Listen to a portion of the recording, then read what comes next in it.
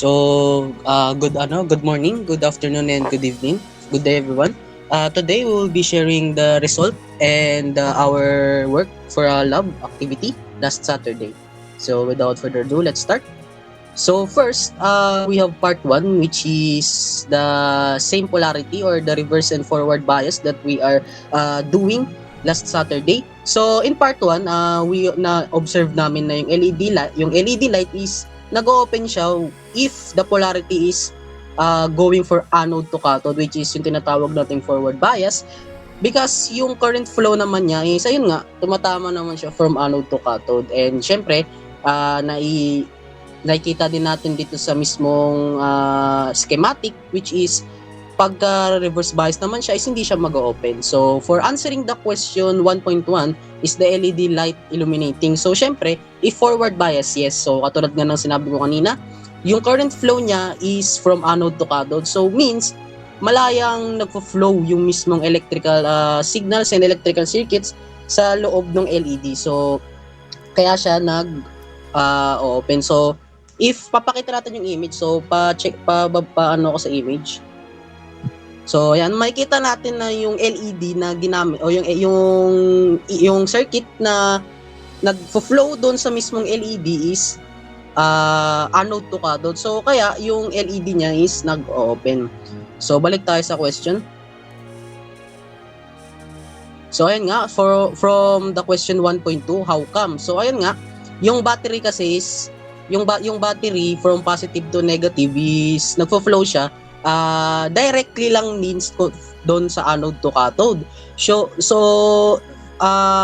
yung side ng both o yung side ng diode at saka ng LED is tamang-tama lang yung flow nila and sumasakto lang sila from positive to negative yung polarity nila. And dahil nga may resistor naman, hindi naman siya nagbo-burn out, and both regular diode naman is forward bias, so meaning yung current can flow. So ayun.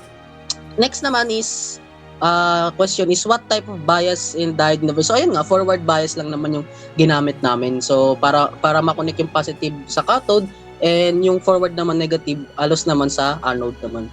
So sige, number 2. Ayun, sa sinabi naman ni Dan, ang number 2 kasi, once na change natin yung polarity ng power source sa LED, ang mangyayari dyan is magiging reverse bias siya, which is yung sinasabi ni Dan kanina. So, to answer the question, is the LED light illuminating? No, it will not light up. Since pinagpalit mo yung anode tsaka cathode, ang mangyayari dyan ay hindi na siya iilaw ulit. Since magbablock yung flow ng electricity doon sa LED. So, ayun nga. Yun, sinagot ko na rin yung how come. Nag-reverse nga tayo. Kaya hindi nagpo-flow yung electricity doon sa may LED. Then, what type of bias is What type of bias is the diode in the figure?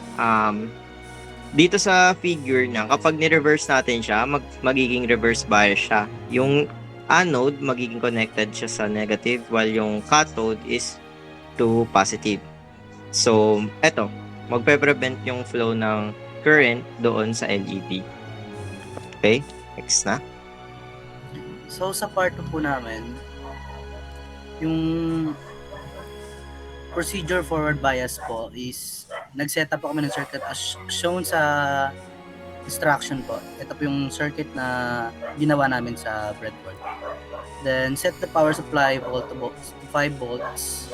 Yun po yung ginamit namin na volts para makuha yung dapat namin kunin na voltage input. Then initially adjust the potentiometer so that the input voltage V is 0 voltage. Slow adjust the potentiometer to obtain the input voltage list in the table 1. For each voltage level, measure and record. Anode to cathode voltage and anode to cathode current. Repeat the measurement for the diodes 1N4001,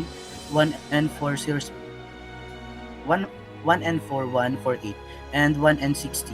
So, pare-pareho lang po yung ginawa namin dun sa tatlong diode nung ginawa namin yung activity. Next. So, I'll be just quickly discussing the procedure for the reverse bias for the part 2. So, basically, during the reverse bias procedure in the lab, we first reverse the connection of the diode so that the polarity was the opposite compared to the forward bias setup.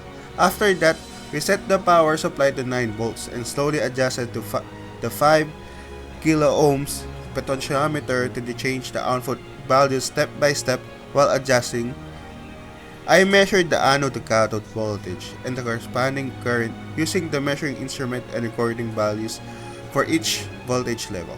I noticed that even when the voltage changed, the current stayed very small. The same procedure was then repeated for all 3 diodes to compare their behavior under the reverse bias conditions. So, basically, same lang din siya nung sa forward bias. Same circuit lang siya. Ang difference lang ay i-reverse mo lang yung diode para siya yung maging isang reverse bias. Okay, next. So now let's proceed to the part 3. So dito sa data namin, which is, sige pa check ako ng data. Sa data muna tayo. Part 3. Table.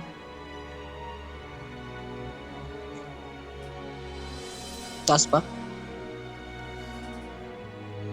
Yan. So sa forward bias muna tayo. Taas pa.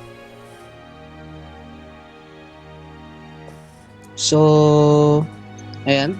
So, dito sa sa data or sa table na nailagay namin. So, nakalagay dito ano yung difference ng mga silicon diodes, which is yung 1N4001 and yung 1N4148 sa germanium diode na 1N60. So dito sa alam naman natin na yung germanium diode is mas maliit talaga yung voltage niya kaysa sa silicon diode. So makikita natin na from forward bias and from reverse bias is makikita nyo na napakalaki ng difference nila, which is yung silicon, mas malaki yung dalawang silicon kaysa dun sa germanium diode. And from reverse bias is mas lumiit pa yung germanium diode, yung current ng germanium diode, dahil nga sa pagre-reverse natin doon sa current flow. So bakit nga ba sila nagre-reverse and bakit umaano yung current? So sasagutin natin yung part 4 guide question. So paki-proceed sa part 4.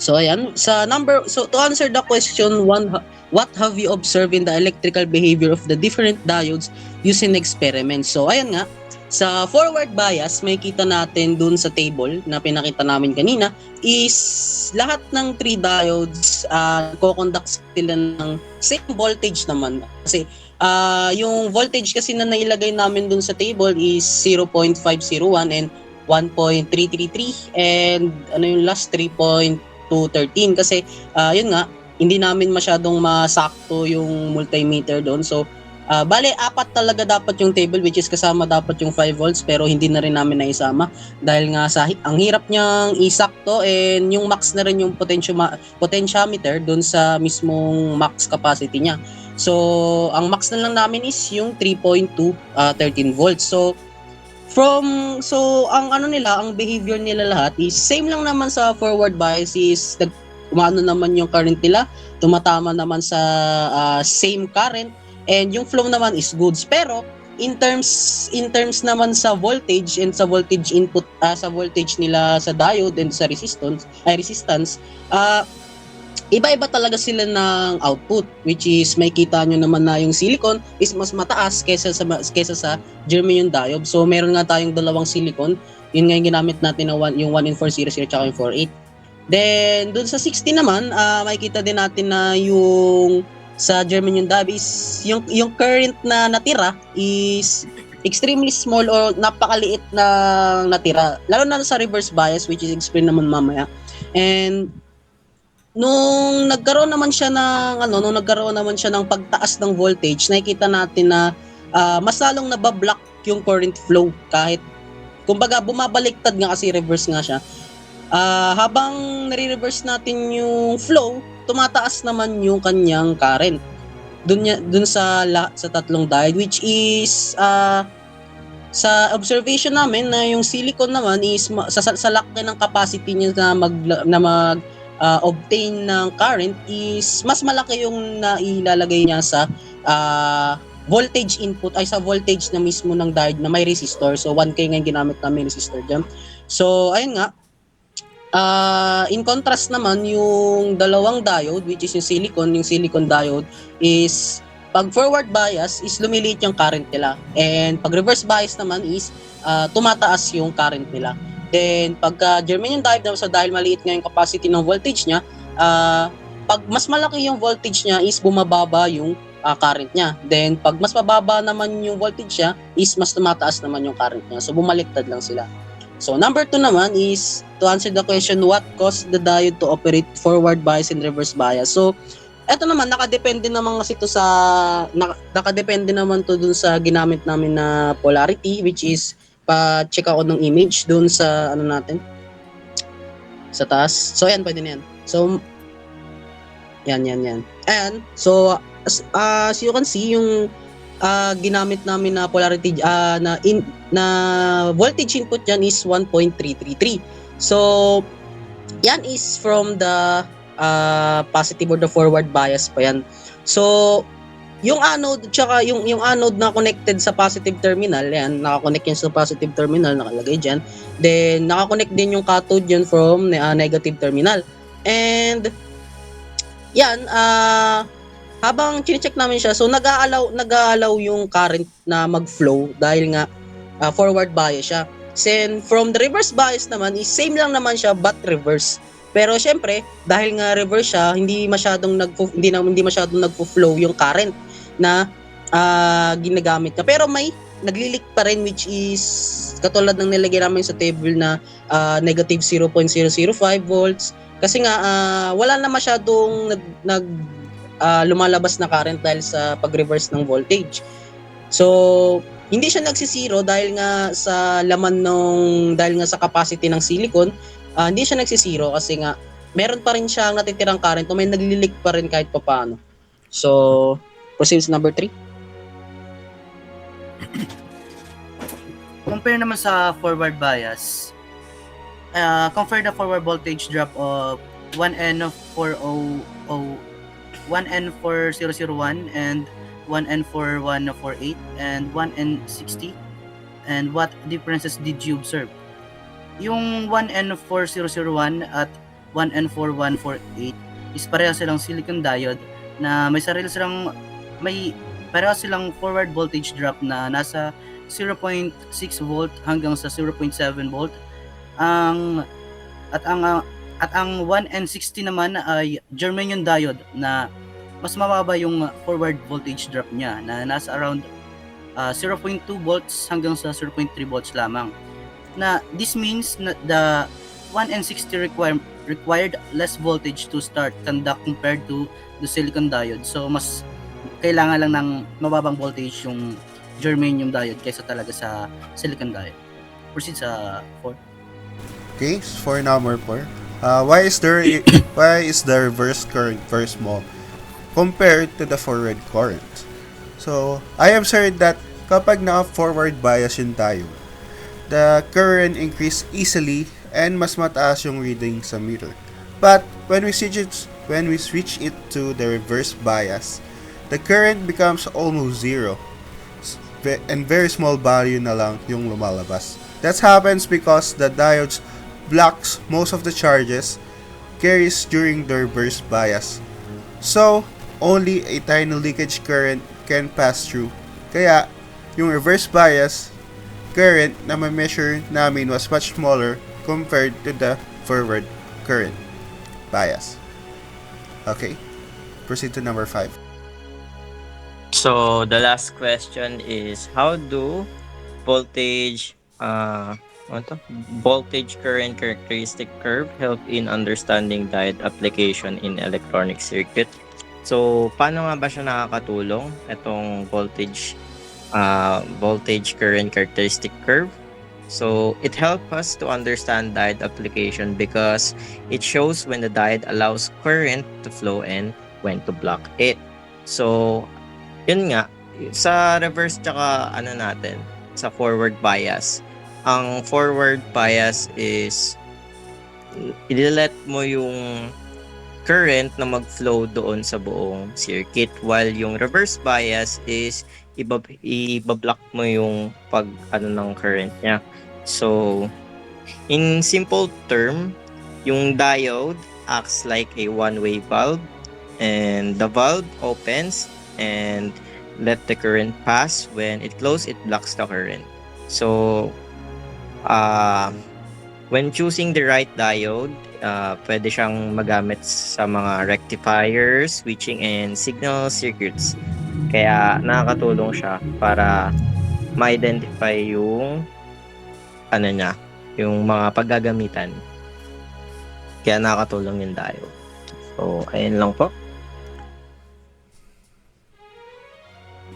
Ayun lang. So closing remarks si Danville.